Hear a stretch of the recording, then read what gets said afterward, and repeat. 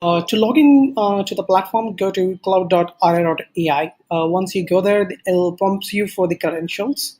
Once you log in into the system, it outlines the details of your models, neural networks that you have built, and simulations. So the first thing that you might have to do is adding training data to the platform so that the platform can start streaming the data from your data and start learning from that data. So to do that, you can go to buckets. So buckets is more or less the linkages between your data platform to Arya platform.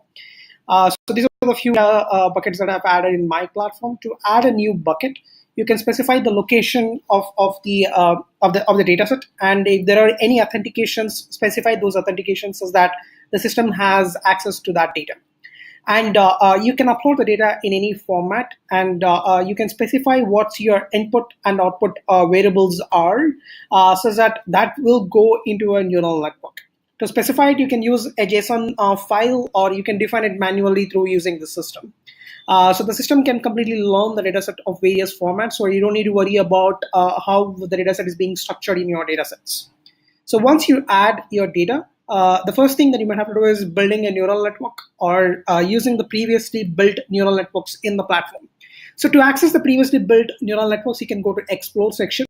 So these are the few open models that is being published into the marketplace. This is more like a marketplace actually. So you have buckets, which are public training data sets, and then you have models, which are trained models on some large data sets. For example, in this case, it's an image classification model. So I'm looking at the model performance, and the model performance is extremely well, having the highest accuracies near to 93 or 94%. And if you wanted to see the network, you can click on Show Network so that you can see the network here. And if you wanted to start from here, so you can just import the network, and this will be uploaded in your network sections, so which can be accessed in my networks. So, or else if you wanted to start from scratch, you can always start from scratch. So you can start with example, the regression. Yeah. So define the description or the profile description of the network, and then it will redirect you to a drag and drop interface. So this is an extremely robust interface that is being created for neural networks, for building neural network based models. So it's extremely simple. You can drag and drop the module that you want, and then you can create a learning interaction between these two layers. And while adding a layer, you have to specify what's the input, what's the specifications of the input, so that the system can start reading from there. And then again, so building a module is again defining the parameters in a very quick manner. You can build very complex neural networks, so multi-out kind of networks, or you can preload an API which is already trained outside. So you have complete flexibility in terms of how you want it to build a neural network. Once you build a network, the framework has advanced debugging tools, meaning when you build a network, you might not know whether the network is actually learning properly or not, right? So for that cases, the system actually helps you to test the network then and there. So when you wanted to save the network, the system tests whether the network comparatively is being defined properly or not. It will prompt an error as long as you build a good neural network. So this helps you to build a good neural network rather than building some random network and then trying to train on that networks. So once you built and completed your neural network, the next thing is adding your training data. For example, in this case, I built a network wherein I created instead of 8-layer classic AlexNet neural network, I have created one more CNN layer. I've added one more CNN layer to try and see how it would impact my model. Meaning, whether by adding one layer, will it increase or will it decrease? Anyway, so that's a random testing process. So let's say I wanted to create a model out of this network. So you can click on Create Model and define define initial parameters. You can choose to launch in free servers, or you can launch your own server. So right now we have access to multiple GPU servers that is being offered in Amazon. So Arya is actually abstracting all the cloud platforms, meaning when I run a model here, it will be launched in our Amazon ecosystem under Arya's network. So you can choose which kind of server that you want to launch depending on the requirement, whether you want a high data requirement or a high customized requirement. Or you can choose to launch it in free resources. Free resources meaning you will have a 1 hour slot of using that server. In that 1 hour, you can use the server, and you can still be using them for free for that 1 hour. Yeah. So once you've added those details, the next thing that you might have to do is adding your input and output layer. So my dataset is image data. My input is images. My output is image labels. Yeah. And then it'll ask you to put in basic fundamental hyperparameters like what is on how many epochs that you want to train it for, what is the batch size, what is the learning rate, and what is the distribution. So in this case, if you already know these parameters, for example, what is my ideal number of epochs that I want to train for, what is the batch that I want to train for. So these parameters can vary from anywhere to anywhere, meaning the learning rate can vary from 0 to 1, and batch size you can keep on increasing, and epochs you can keep on increasing, right? So if you don't know which hyperparameters would work, and if you wanted to test your network on multiple hyperparameters and see how the performance is coming out, then go to simulation. So this modeling is primarily when I want to define all the hyperparameters by myself. So let's assume that in this case you have defined the hyperparameters and you are running the model. So once you start the training process, then the system will launch. The server will be launched in the backend, a large GPU servers, depending on what type of server that you have chosen, and the system will start training on that data. You can track how the learning is propagating for each and every epoch, so that it helps you to understand where your network is going towards to. And at any point, if you wanted to change the parameters, you can change the parameters here, edit the parameters, and then you can relearn or retrain the system.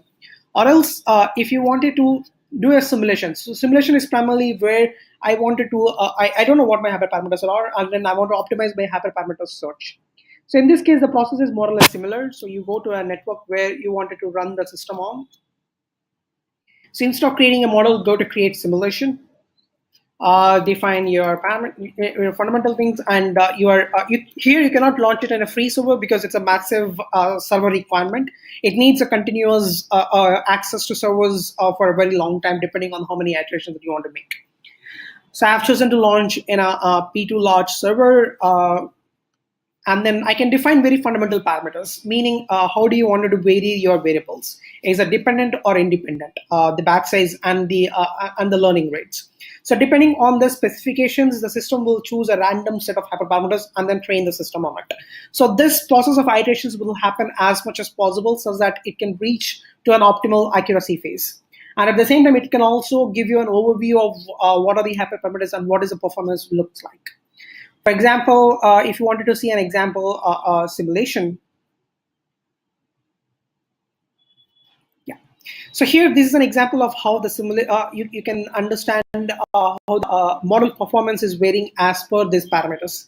I wanted to choose by learning rate and highest accuracies.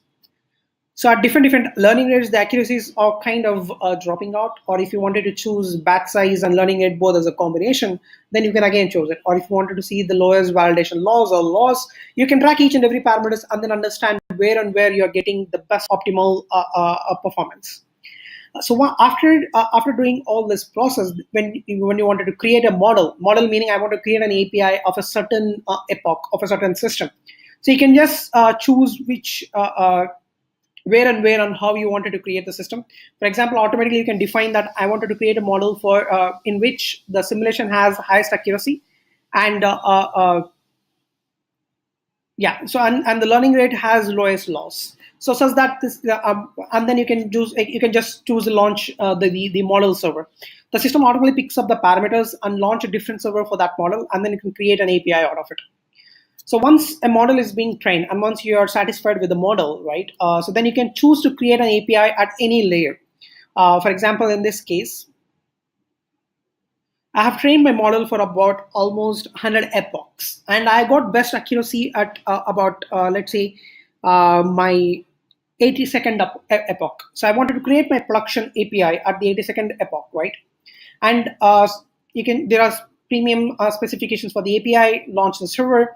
So when you choose to launch the API, you can choose to launch either at the end of at the end of the layer, or you can create a feature API. For example, I wanted to create an API at the end of second CNN layer, third CNN layer, for example. Says that I want to use this feature set for building a search system or for building a clustering system, something of that sort. So I wanted to create on 82nd. Yeah. And then I wanted to create an API for wanted to create an API at convolution layer 3 and pull 2, and I wanted to choose a T2 server, so that gives us about 50 million APIs per month.